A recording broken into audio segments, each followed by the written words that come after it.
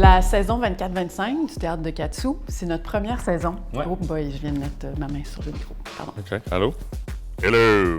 La saison 24-25 du Théâtre de Katsu, c'est notre première saison à Catherine et moi à la direction. On avait surtout envie de donc vous raconter un peu ce qu'on avait imaginé pour cette première saison. On a décidé de mettre au centre de la programmation la fiction, la nouvelle façon de raconter des histoires au théâtre. Et pour ce faire, on s'est dit qu'on allait ouvrir les fenêtres sur l'international. Ouais, puis on avait aussi envie de profiter du cadre intime de cette salle assez unique pour vraiment jouer sur le rapport scène-salle. Et donc, il y a beaucoup de spectacles cette année qui font exploser un peu la frontière parfois un peu opaque qu'il y a entre la scène et le public. D'ailleurs, avec l'axe principal de notre programmation, on a aussi des zones de turbulence qui sont des spectacles plus événementiels, de plus courte durée, où le théâtre rencontre une autre discipline.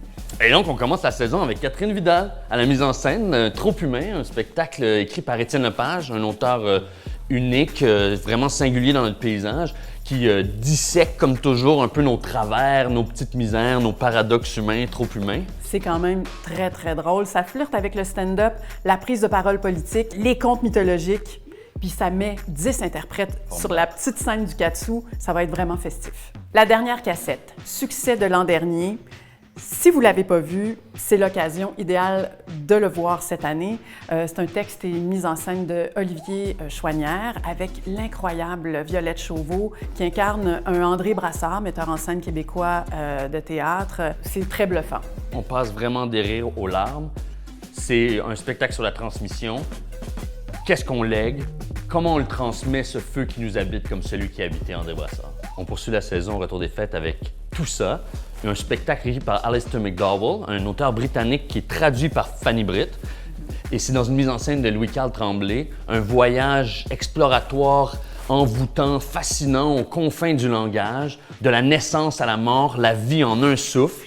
D'une femme ordinaire qui va être jouée par Évelyne Rompré. Ça promet vraiment une performance vraiment de haute voltige. Alors, la dernière production de la saison, Helgi, c'est un texte de l'auteur islandais Enfant terrible, Tyrfingur Tyrfingsson. C'est une pépite que le Théâtre à l'eau froide, compagnie en résidence au Théâtre de Katsu, a trouvé. Maxime Allen signe la traduction dans une mise en scène de Marie-Ève Milot, une saga familiale. On est en Islande, mais on pourrait être au Québec. Alors, un père, joué par Fabien Cloutier, annonce une prophétie terrible à son fils, Gabriel Lemire, que vous avez peut-être pu voir dans La vengeance et l'oubli. C'est une prophétie qui va provoquer des bouleversements et mettre en émoi tout le village. C'est une comédie noire, au langage cru. C'est vraiment un exemple, un super exemple de la dramaturgie qui peut nous dépayser et nous faire voyager. On vous parlait plutôt donc des 3 zones de turbulence qui mélangent théâtre avec une autre discipline. Et on commence cette année avec Agamemnon in the Ring, un texte d'Hilaire Saint-Laurent en alexandrin, la guerre de Troie racontée en habit de lutte, sur un ring. On l'a vu tous les deux à la création en 2022, je crois, et c'était vraiment fou dans la salle. On avait envie de ramener cette fête-là dans la salle du Katsu. Puis on enchaîne ensuite avec Cabaret Noir, création de Médée, la compagnie de Mélanie Demers.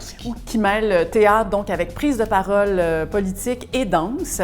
Donc, c'est vraiment plusieurs tableaux qui représentent un peu le racisme ordinaire et à travers des textes qu'on connaît un peu tous qui sont passés au répertoire. Donc, Othello au film de Spike Lee. Puis on termine avec Je comprends, respect, une œuvre d'Étienne Loup.